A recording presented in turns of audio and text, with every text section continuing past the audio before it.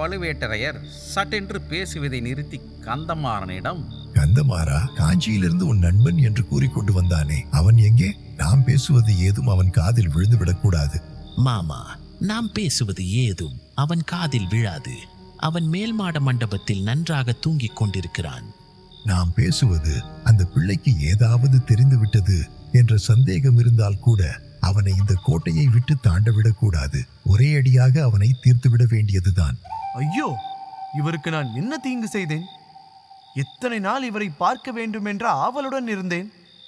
மாமா, அவனை குறித்து நாம் கவலை கொள்ள தேவையில்லை. இந்த கூட்டத்தின் பேச்சு அவன் காதில் விழப்போவதில்லை. அப்படியே அவன் ஏதாவது தெரிந்து கொண்டாலும் தனக்கு சம்பந்தமில்லாத காரியத்தில் தலையிடுகிறவனும் அல்லன்.